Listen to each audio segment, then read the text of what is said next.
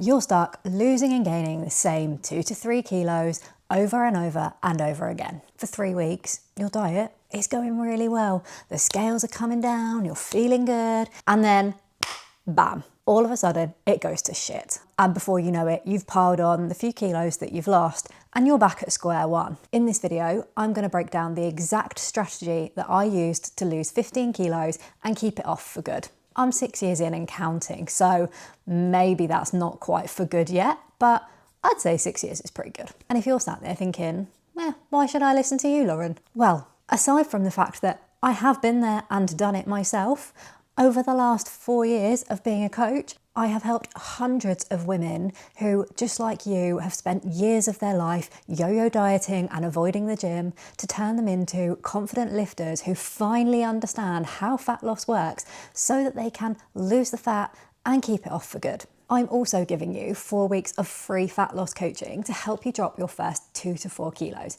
You can find the link in the description below. So let's get down into the nitty gritty of how you're going to lose that 15 kilos. The first and most important thing is you're going to need to be in a calorie deficit. This is the basis of any diet that has ever worked in the history of the world. So your friend Sally, who lost 10 kilos doing keto, or your friend Jane, who dropped a whole load of fat while doing the carnivore diet, the principle behind their weight loss is they were eating less calories than their body was burning. You have to put less energy into your body than it's burning on a daily basis, and that is scientifically proven the only way that you are going to drop body fat. So how do we go about setting up a calorie deficit? Well, first you need to work out your maintenance calories, and there are several ways that you can do this. You can track your weight for a week alongside tracking the calories that you're eating. If your weight stays the same across the week, then chances are you're eating at your maintenance calories. If your weight steadily trends up over the course of the week, then likelihood is you're probably eating a bit more than your maintenance calories. And if it's coming down over the course of a week, then you might already be in a calorie deficit. So that's one way of working out your maintenance calories. You can also use a calorie calculator online. I've put a link in the description to one that I often use. This will take into account your age, your weight, your height, and your activity levels to help give you a rough idea of how many calories your body will burn on a daily basis. So once you've worked out this maintenance figure, then we need to subtract from that to create your deficit. The bigger the deficit, the faster the weight loss, but also the harder it's going to be. I would recommend taking your maintenance figure and subtracting 400 to 500 from that as your starting point for your deficit.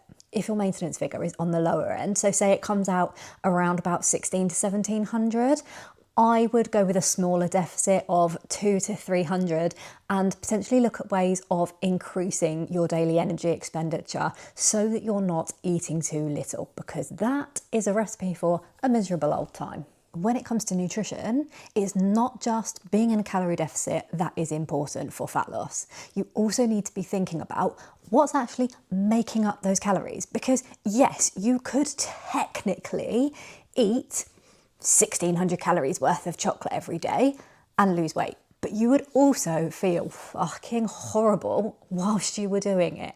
So what's making up those calories is really, really important for your success. You want to be prioritizing things like protein and fruits and veg as much as you can within those calories. And I will tell you exactly why you want to be prioritizing these things. So let's take protein first. Protein is one of the 3 main macronutrients, and it is the building blocks of our muscles. It's literally what they're made up of. So whilst we're eating in a calorie deficit, we want to make sure that it's fat that's dropping off and not muscle mass that we're losing. So by eating adequate protein, that's going to ensure that we keep as much of our muscle mass as possible. Protein is also the macronutrient that is going to help keep you fuller for longer, which when you're trying to eat less than your body is burning every day is really bloody helpful. It's going to be the thing that stops you from raiding the biscuit tin mid-morning. It's going to be the thing that stops you from sitting there munching your way through an entire share bag of chocolate buttons in the evening.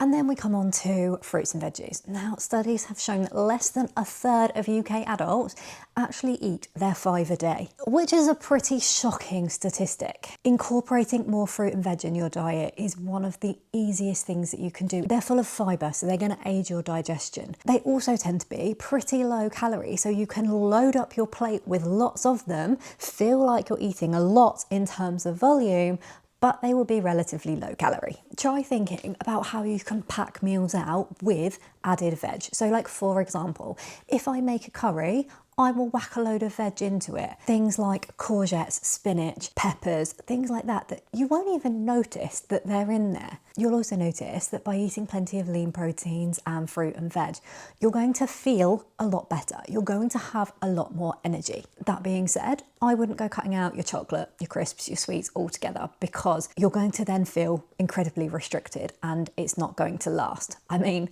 I lost 15 kilos and I ate chocolate every single day. And I strongly believe if I'd had to give up chocolate, I wouldn't have lasted long enough to lose 1 single kilo. As a general rule of thumb, you want 80 to 90% of your calories to come from whole nutritious foods, proper meals, and then the other 10 to 20% can come from your more treat foods. So look at this in the breakdown of your calories. If your calorie goal, for example, is 1600 a day, then you want to make sure that no more than between 160 to 320 of those calories is allocated to your treat foods. The third thing that you're going to do to help you lose your 15 kilos is you're going to increase your NEAT. NEAT stands for non-exercise activity thermogenesis. So this is all of the calories that you will burn just by going through your day to day. So outside of, going to the gym, going for a run, this is going for a walk. So it might be walking to the shops. It might be moving around cleaning the house. It might be taking the stairs instead of the lift when you're going into the office. It might be getting off the tube one stop earlier and walking the rest of the way. These are all ways that you can increase your NEAT,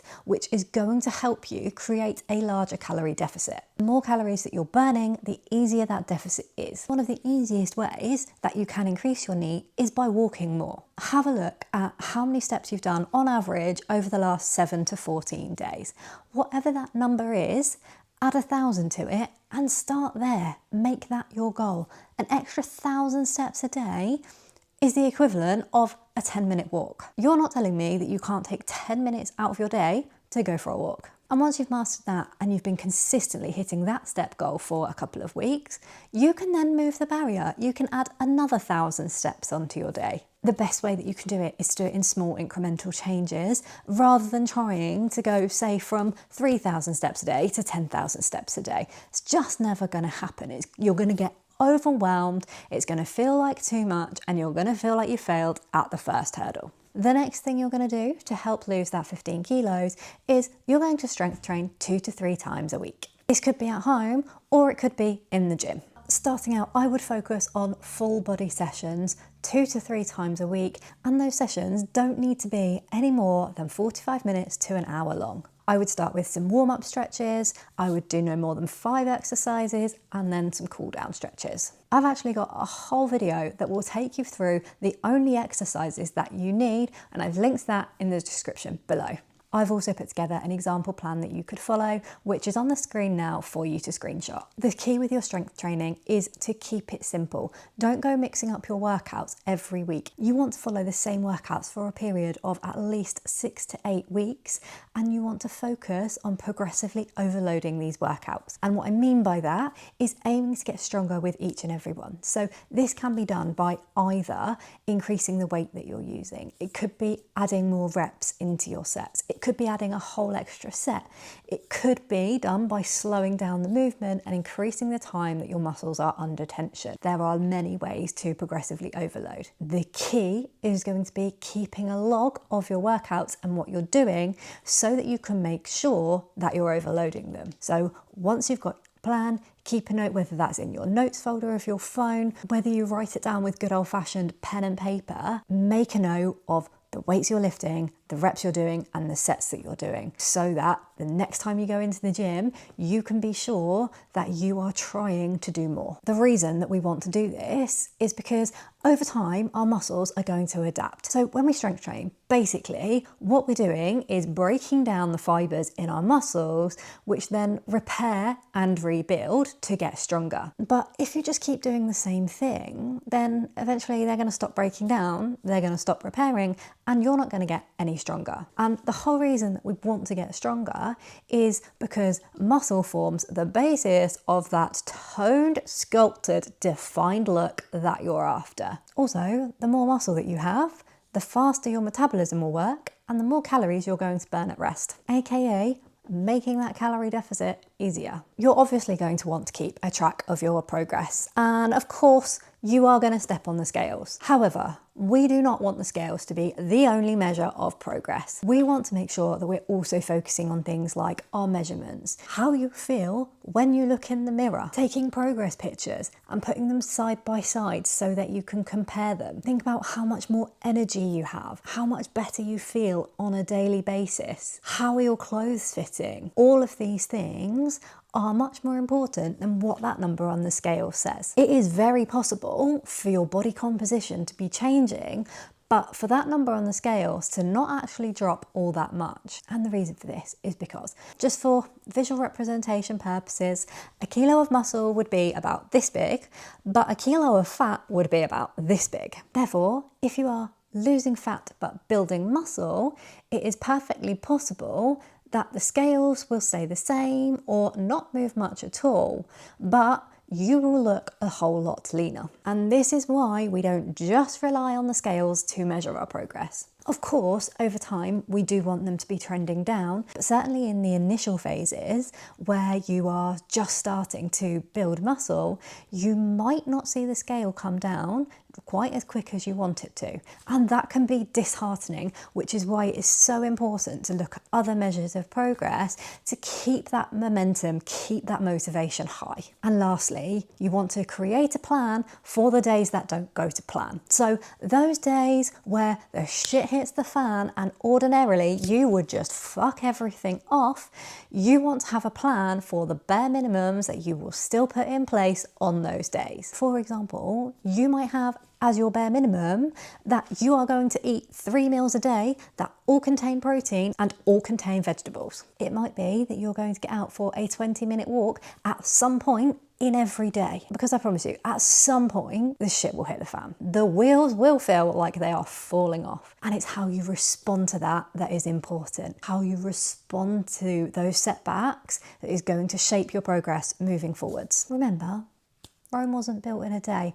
It takes time. One day is not going to ruin your progress. How you respond to that one day could well ruin your progress. Say it gets to Wednesday, and that's when everything's gone tits up. You've had a day where you've eaten over your calories and you've missed your gym session. So what happens on Thursday? You've got two choices. Either you pick up exactly where you left off, you hit your calories Thursday, Friday, Saturday, Sunday, and you do your 2 remaining gym sessions for the week and still get your steps in. Or you think you've fucked it all on Wednesday, so you then go over your calories Thursday, Friday, Saturday, Sunday. You don't go to the gym and do any more workouts because you may as well just start again on Monday. Actually, you've then overeaten for 5 days out of the week rather than just 1. You've then skipped 3 gym sessions rather than just 1. And that will be why in the past you've only got so far. You need to reframe how you think about setbacks so that you can learn from them. And I actually have a whole video on this talking about a growth mindset and how important it is for fat loss. So I've linked it in the description for you. So there you have it. That is your roadmap to losing 15 kilos. And don't forget, to help you get started, I'm giving you 4 weeks of free fat loss coaching to help you lose that first 2 to 4 kilos. The link's in the description below. Thank you for watching. And if you found this helpful, make sure you hit like and you hit subscribe so you don't miss the next one.